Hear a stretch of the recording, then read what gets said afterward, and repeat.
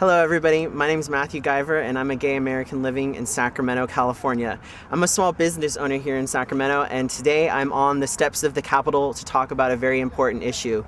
A few weeks ago, the voters of California voted in a 52-48% to pass Proposition 8, eliminating the rights of millions of gay people throughout California.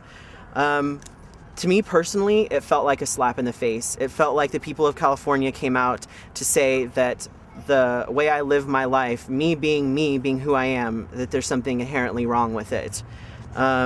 So I've decided to do something about it. I felt like throughout the election campaign that I wasn't really doing enough. And I'm sure a lot of you feel like, because of the slim majority that it passed by, if we could have worked just a little bit harder, then we could have gotten it to fail. So I decided to do something about it. That's why I'm here today, and that's why I started this site, undohate.com, to encourage people to be active and to encourage people to undo the effects of Proposition 8 and encourage people to keep the dialogue going. I know in the recent weeks the gay community has really stood up and come together and taken a lot of activity and done huge protests, but that has to keep going. We can't just do it now and let it fail again. We have to keep this dialogue continuing through the next couple of years until we get equal rights. There's still 30 states in this country that you can be fired just for being gay, and that is unacceptable. This isn't just a California battle, this is a battle for equality across the world. The bottom line is Proposition 8 equal discrimination. You can't argue with the fact that 20,000 couples were married in California and were essentially given a divorce when that proposition passed. Those couples didn't ask for a divorce. The only reason they were given that divorce is because they are gay, and that is discrimination and isn't okay. One of the things I wanted to do with this blog is address some of the lies spread throughout the campaign. I think that was part of the problem with the campaign, is there are too many lies and enough people didn't understand or know about the facts.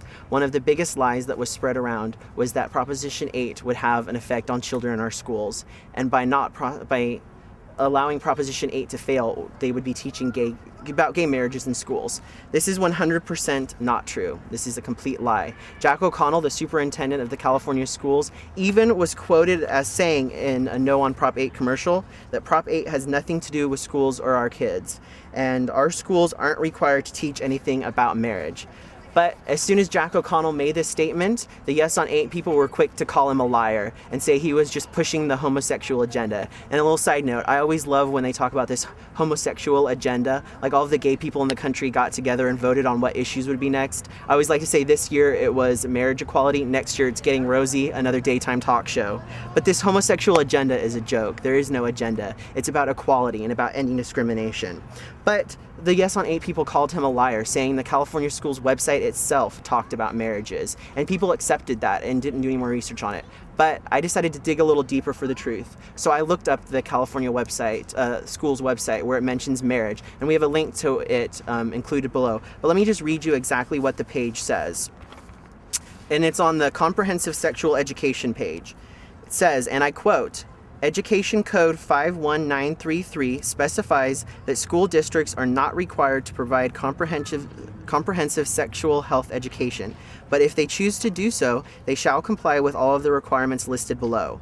Comprehensive sexual education instruction shall be age-appropriate and bias-free, and factual information shall be medically accurate and objective. Instruction shall be appropriate for students of all genders, sexual orientations, and ethnic and cultural backgrounds, and it shall be accessible for English language learner students and students with disabilities. Instruction shall encourage communication between students and their families, and shall teach respect for marriage and committed relationships. So the important words to note there are the phrases age appropriate for children of all ages and sexual orientations, and that they talk about committed relationships. So what would Prop 8 have to do with it? They're already talking about sexual orientation and committed relationships. Nothing. Prop 8 had nothing to do with children or schools, and it still doesn't, and it never will. It was 100% lie. And I think that the Prop 8 campaign used it to deliver a message of fear, to scare people into thinking that if their students were taught about gay marriages, that they might themselves become gay. And I think that stems from a certain level of homophobia, of worrying about your children being gay. And it's not right. And those kinds of lies and fear tactics shouldn't have been allowed. But this wasn't the only lie that the Yes on 8 campaign used or spread. And over the next couple of months, maybe even years, a few of my friends and I are going to gather to help spread more awareness, to help uncover the truth. So please check back our website often for more future videos. It's important to undo the effects of Prop 8. We all need to do something. So when you finish watching this video, do something. Don't just close the window and stand by on the sidelines. Do something about it. Visit our website, undohate.com, and check the What Can I Do page. We need help from every single Californian if we're going to undo the effects of Prop 8. When you look at the page, there's a few list of things you can do. But first and foremost, write your California Senate or Assembly member. The California legislature has the power to overturn constitutional amendments if they have 2/3 support. They can undo the effects of Prop 8 tomorrow if they had enough support. And how long does it really take to email or write your congressman, your state senator or assemblyman? Not very long. All the information's on our website. Please check it out. Please get involved and keep the conversation going. We need to keep this attention. We need to keep attention on the issue. We need to keep the dialogue going. I beg you all, please do something to help undo the effects of Proposition 8.